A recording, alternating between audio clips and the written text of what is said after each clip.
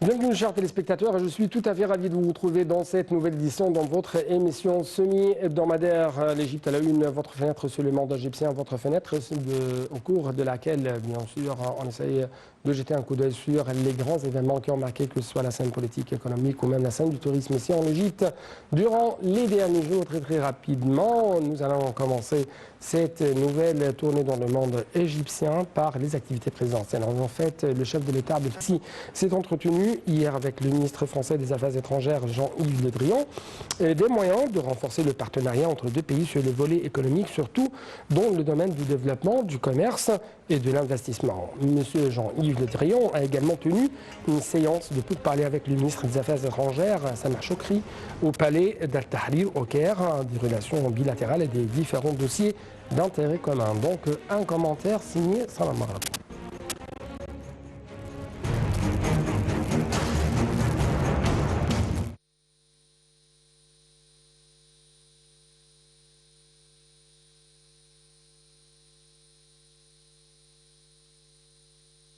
Le président Abdel Fattah el-Sisi a reçu mardi le ministre français des Affaires étrangères Jean-Yves Le Drian, avec qui il a discuté des moyens de renforcer le partenariat entre les deux pays sur les volets économiques, surtout dans le domaine du développement, du commerce et de l'investissement. Les questions d'ordre régional, notamment d'intérêt commun, ont également été au menu des entretiens. Jean-Yves Le Drian a salué les réformes économiques entreprises par l'Égypte, notamment les méga-projets susceptibles d'attirer les investissements français en termes d'énergie et transport. Quant aux questions d'ordre régional, le président Sisi a affiché le soutien de l'Égypte à la solution politique en série qui préserverait l'entité et l'unité du pays. Et Sisi et Le Drian ont convenu de la nécessité de poursuivre les concertations entre l'Égypte et la France pour faire face aux défis existants dans la région. Ils ont aussi convenu de conjuguer davantage les efforts pour le règlement de la situation en Libye. Entre-temps, le ministre des Affaires étrangères Sameh Choukri a tenu des pourparlers avec son homologue français Jean-Yves Le Drian au palais d'Al-Tahrir au Caire. Au cours de la rencontre, les deux homologues ont discuté des relations bilatérales et des différents dossiers d'intérêt commun.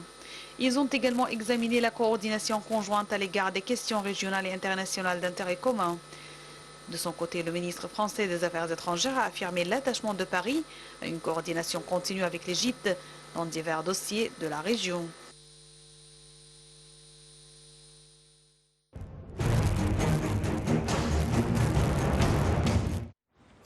D'autre part, le président égyptien Abdel Fattah el-Sisi a donné ses directives de poursuivre le développement humain, social en poursuivant la réforme et le développement des systèmes de l'éducation et de la santé.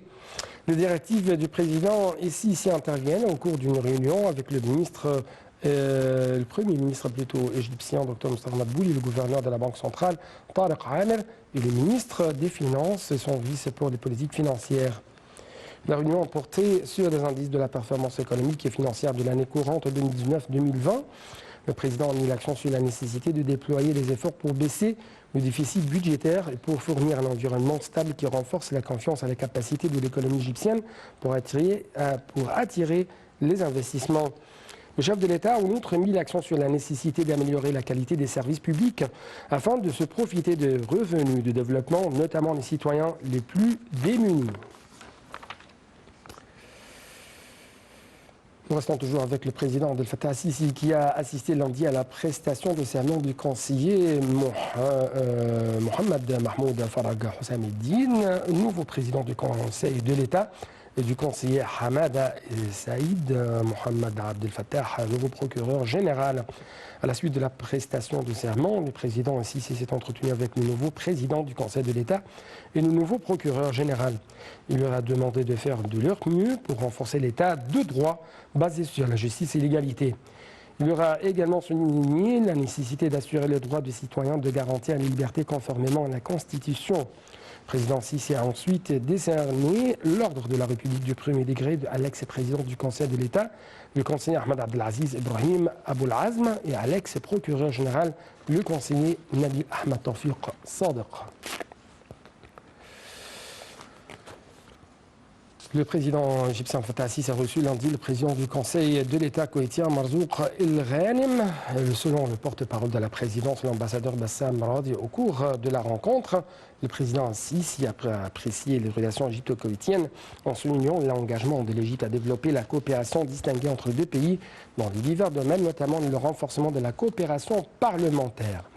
Pour sa part, M. Marzouk El-Ghanem a affirmé que le gouvernement, le peuple koweïtien, était fier des liens historiques et de relations distinguées. Le porte-parole de la présidence a également déclaré que la rencontre avait porté sur la situation dans la région, que le président Sisi avait mis l'accent sur l'attachement de l'Égypte à la sécurité du Golfe en appréciant le rôle axial joué par le Koweït pour faire face aux défis qu'affronte la nation arabe.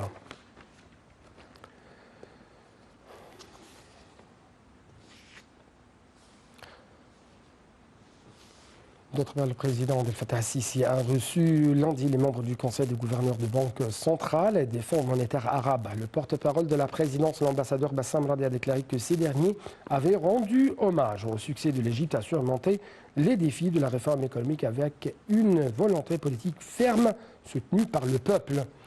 Le porte-parole de la présidence a déclaré que le président Abdel Fattah al-Sisi avait reçu aujourd'hui, les lettres de créance de 10 nouveaux ambassadeurs accrédités au Caire.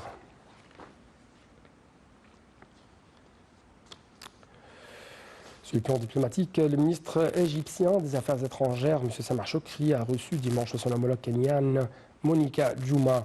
La rencontre a porté sur les moyens de promouvoir les relations bilatérales. Les deux homologues ont échangé le point de vue sur des questions d'intérêt commun, que ce soit au niveau régional ou international.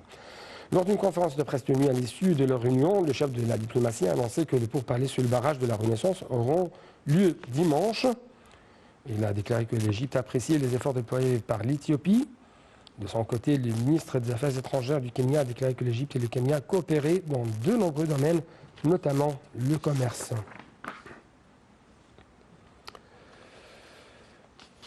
Le secrétaire général de la Ligue arabe, Ahmad Aboulghit, est arrivé hier à Khartoum pour une série de rencontres avec des chefs soudanais dans le cadre des efforts déployés par la Ligue arabe pour aider le Soudan lors de la phase transitoire. Au cours de sa visite, M. Aboulghit aura des rencontres avec le président du Conseil souverain de transition, le général Abdel Fattah el-Burhan, le Premier ministre Abdallah Hamdok et la ministre des Affaires étrangères Asma Mohamed Abdallah.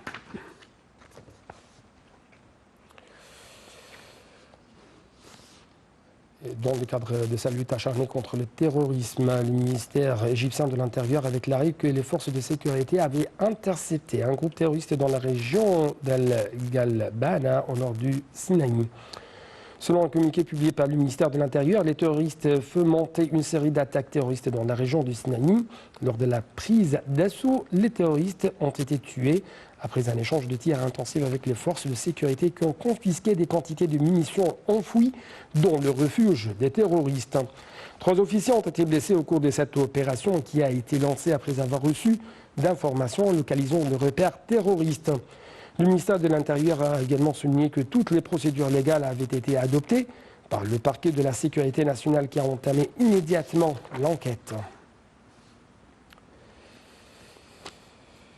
Sur le plan militaire, le chef d'état-major des forces armées, Mohamed Farid, a assisté lundi à la manœuvre tactique intitulée Tariq 50, effectuée par une unité de l'armée dans la zone militaire du Nord. L'exercice militaire englobe l'adoption de procédures aptes à élever le degré de disposition combative, renforcer les mesures de préparation pour le combat et mettre en application des missions à l'improviste. Le général de corps d'armée s'est réuni avec les troupes stationnées dans la base militaire de Mohamed Naguib. Au cours de cette réunion, le chef d'état-major a mis en relief l'importance de maintenir un haut niveau d'alerte vu les conditions actuelles sur les volets local, régional, international.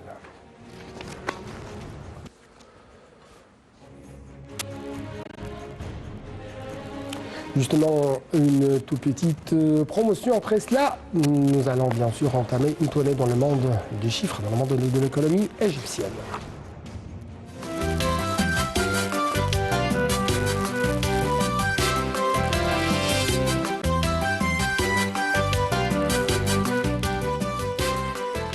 À l'une donc de notre tournée dans le monde de l'économie de l'Égypte, c'est cette déclaration faite par le Premier ministre Dr Moussa Mabouli qui a affirmé dimanche que le gouvernement s'est évertué à lever graduellement le taux de croissance économique pour atteindre 8% avec le début de 2020.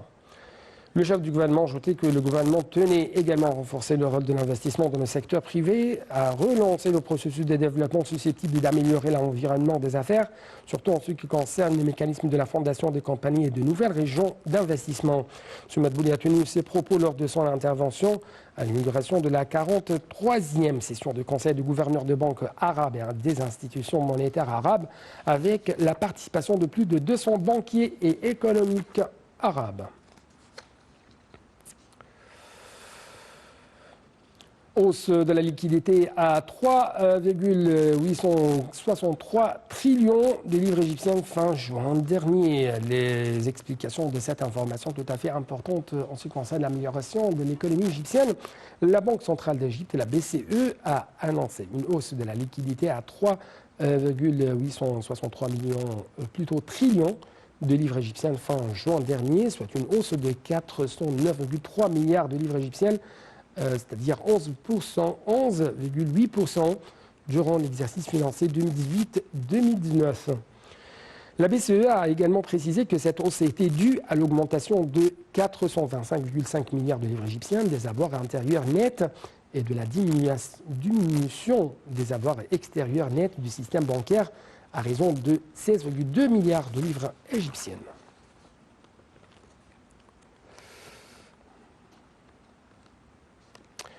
En fait, les industriels ont salué la décision du ministre des Finances d'abolir le système du taux de change douanier du dollar, ceci étant dans l'intérêt de l'économie nationale. Le président du comité fiscal à l'Union des industries, Mohamed El Bahiri, a expliqué que cette décision signifiait un retour à la normale de la situation où la Banque centrale d'Égypte a fixé le taux de change du dollar. Il a ajouté que l'application de cette décision était un effort louable de la part du ministère des Finances dans le but d'alléger le fardeau pesant sur le secteur de l'industrie.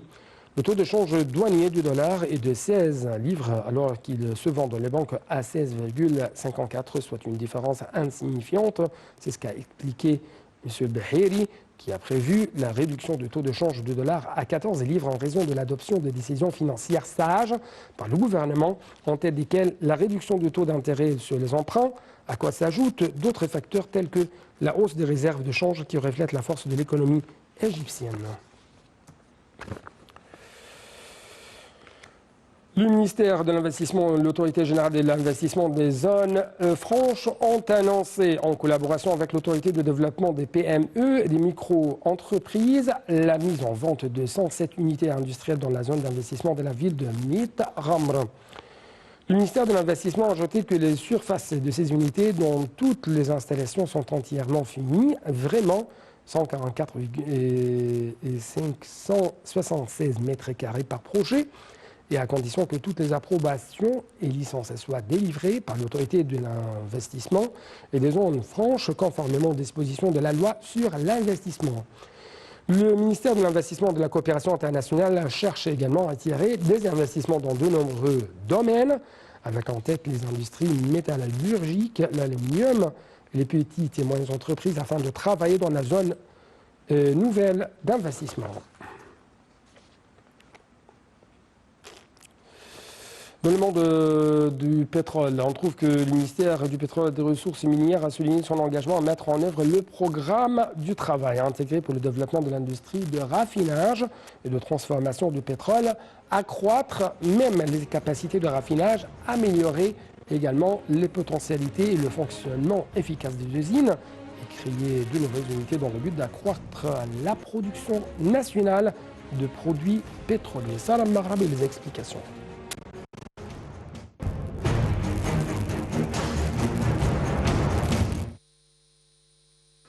Le ministère du pétrole et des ressources minières a souligné le strict respect des mesures de sécurité industrielle à toutes les étapes de l'exploitation afin de préserver les individus et les actifs productifs, protéger l'environnement, continuer à former les travailleurs et d'accroître leur efficacité dans le cadre du développement et de la modernisation du secteur pétrolier, visant à améliorer les performances, rationaliser les dépenses et fournir des informations précises.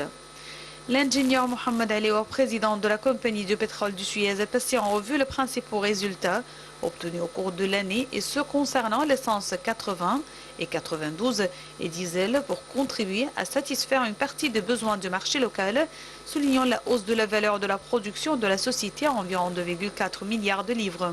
D'autre part, la compagnie pétrolière Badreddin a annoncé la production de 23 millions de pieds cubes de gaz et de 6 700 barils de pétrole par jour dans 39 nouveaux puits lors de l'exercice financier 2018-2019, selon le ministère du pétrole et de la richesse minière. Les résultats de l'entreprise pétrolière Badreddin pour l'exercice financier 2018-2019 présentés par le président de la société, l'ingénieur Salah Abdelkerim, au ministre du pétrole et de la richesse minière Tariq El-Molla, ont révélé que la société avait augmenté le nombre d'appareils de forage à 7 et avait réussi à forer 53 puits avec une production de 124 000 barils par jour, d'après un communiqué du ministère.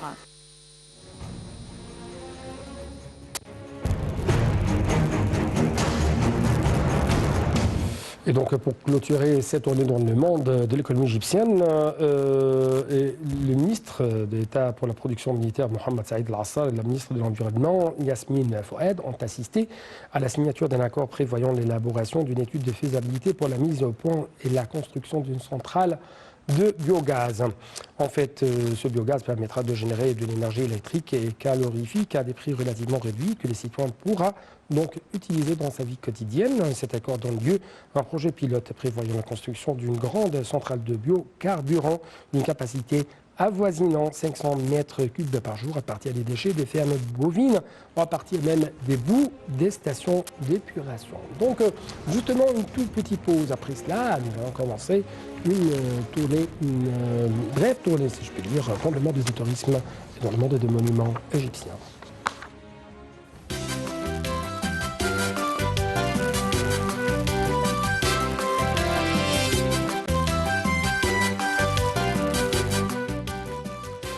Donc, partons pour la Haute-Égypte avec plus de précision. Le temple de Luxor a débuté le projet de collecte, de restauration, de réinstallation de la statue de Ramsès II sur la façade ouest de la première cour du temple dans le corps osirien. Les travaux d'assemblage et de restauration se faisaient en coopération avec la mission archéologique égyptienne conjointe dirigée par le secrétaire général Dr Mustafa Waziri et de la mission de l'Institut d'archéologie orientale de Chicago dirigée par Dr Ray Johnson, M. Ahmad Badr Eddin. Donc plus d'explications en ce qui concerne ce projet, bien sûr avec notre collègue Sarah Moghrabi.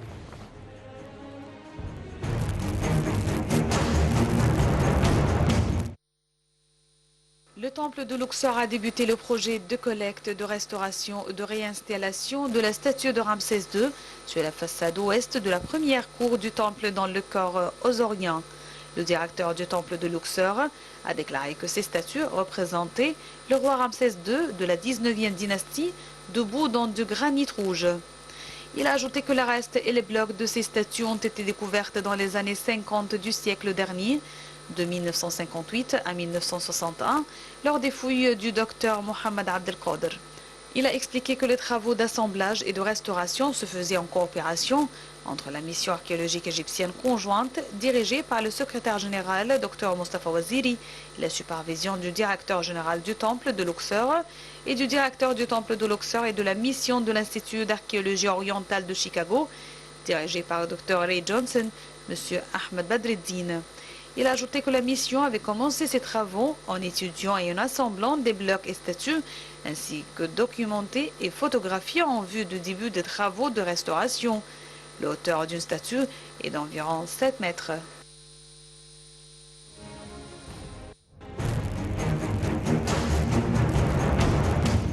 En fait, nous restons toujours à Luxor, où le centre de recherche américaine en Égypte, ARCE, a annoncé la fin des travaux de restauration de deux tombes TT 286 et TT 159.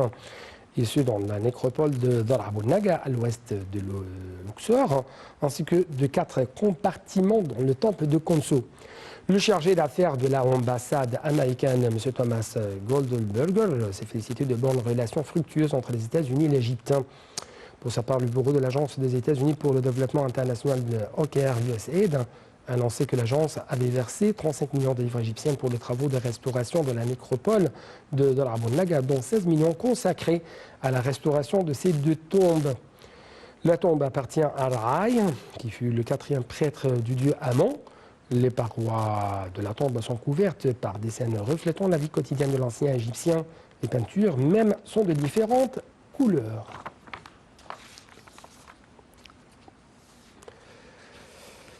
Donc, fin de cette tournée dans le monde égyptien. Merci beaucoup pour votre fidélité. Bon suite de nos programmes sur NATV International.